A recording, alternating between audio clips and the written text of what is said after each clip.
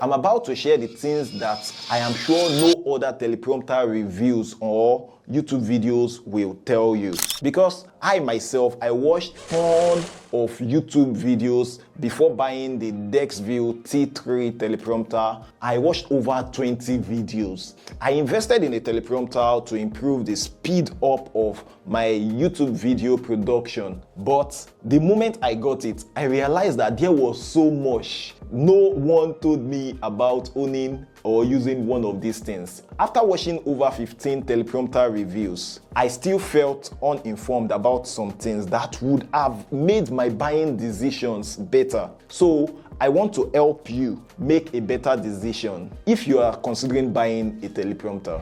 Number 1, the autofocus struggles. My Canon M50 Mark II camera's autofocus struggles real bad due to the combined weight of the phone and that of the teleprompter on the adapter ring of the camera. So I had to switch from autofocus to manual focus and use an aperture of 4 instead of aperture 2.8 that I usually use for my video. And if the teleprompter mounts directly on the camera's lens adapter ring, you would likely face this issue. So keep this in mind when choosing a teleprompter that you want to buy.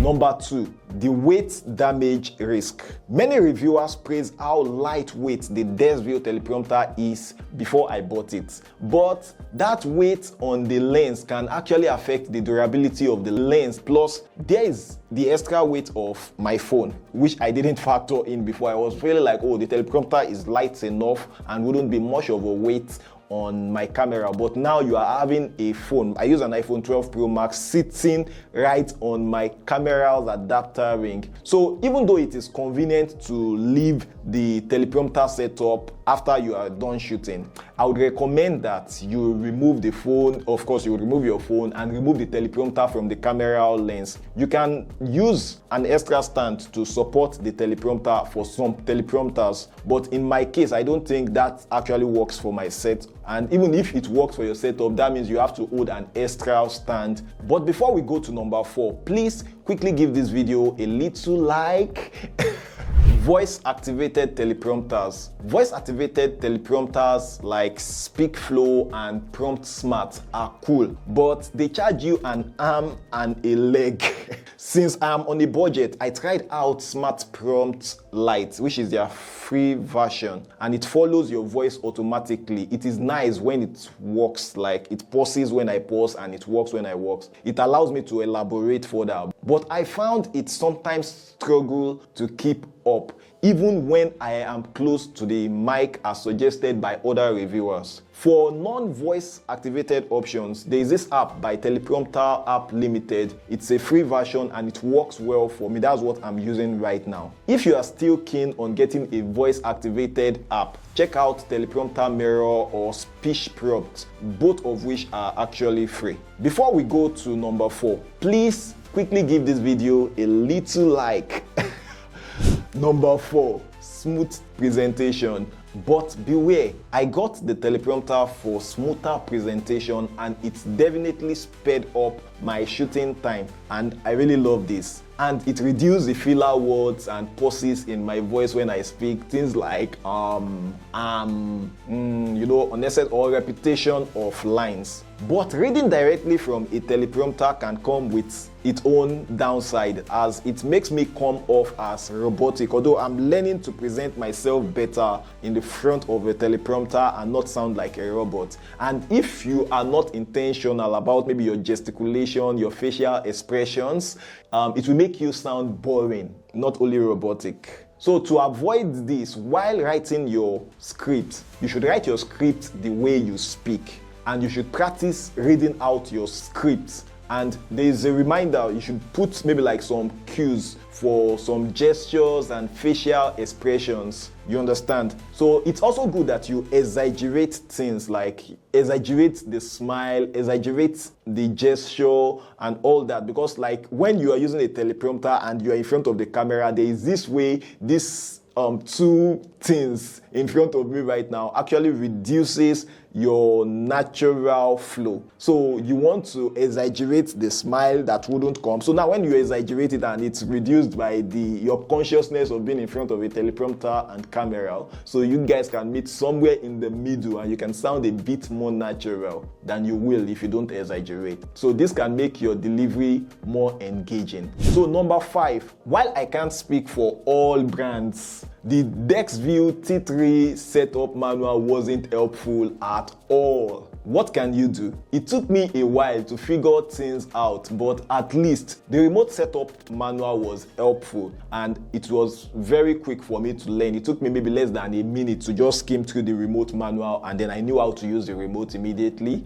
And for the setup, yes, I eventually figured things out myself, and also with the help of the manual, but the manual is not explicit. If you follow the manual, you would actually get confused. Maybe you might watch other YouTubers' video on the setup specifically, but I think it's something you can figure out if you take your time. Maybe I might make a video on how to set up the Desview specifically. I know other teleprompter brands may not have this same issue, because I know of a teleprompter reviewed by Marcus Speaks, and it is just about opening it and you are almost as good as done. So if you are getting value from this particular video I'm making here, please subscribe now to get more completely honest reviews like this on creators' gears and other helpful videos for you as a YouTuber. I speak as your creator friend, not some gurus, you know.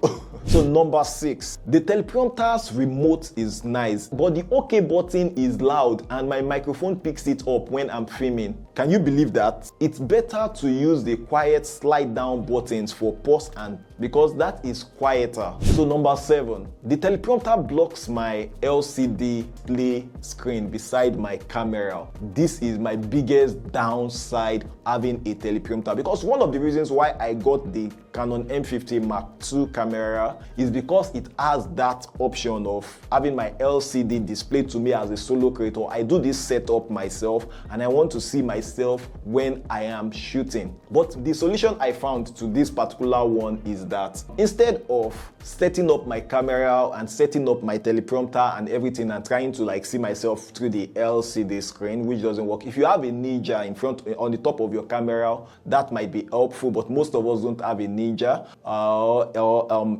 external monitor. If you have an external monitor of some sort, this might actually be helpful. There's a way I can actually connect my laptop to serve as my external monitor if I need that. But the easy workaround I decided to opt for is to set my camera frame and focus before mounting the teleprompter. But it is not the most convenient solution, I must tell you, man.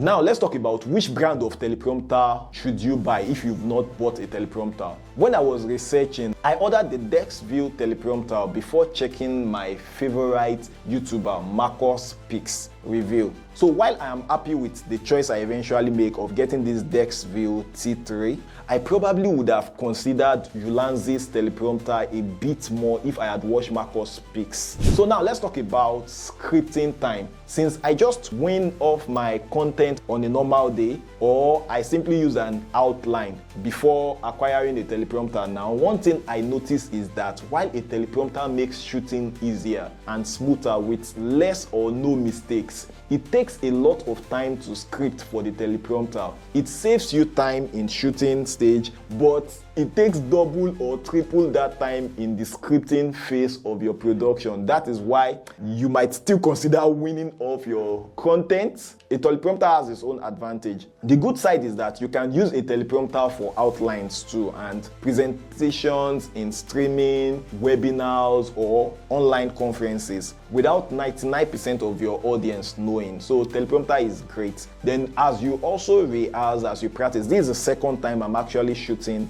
in front of this teleprompter, and I'm actually trying my best to gesticulate, move my head as I normally will, move my hands, and try to come up with a reaction, but it's something I'm still learning. Tell me how fine you think I am doing. One thing I didn't fully realize before using the teleprompter was how it affects my eye contact with the camera lens. So to avoid this, I suggest one, practicing your script, practice looking directly into the lens while reading, and use margins. Some applications don't have margins on your script. That means you want your script to be at the center and have very broad margins. This is the exact reason why I don't use the Desview Teleprompter app that is actually totally free. Then there is this triangular arrow that points at the middle of the teleprompter. So you want to read on that line. You don't want to read down, that it now becomes obvious that you are looking down, or read from the upper text. You want to read the text when it is on that triangular line. And having said that, we have come to the end of this video. Thanks for taking this ride with me. And if you've still not liked this video at this point, what else do you want me to do? Please like and subscribe. I will see you in the next video. Bye bye.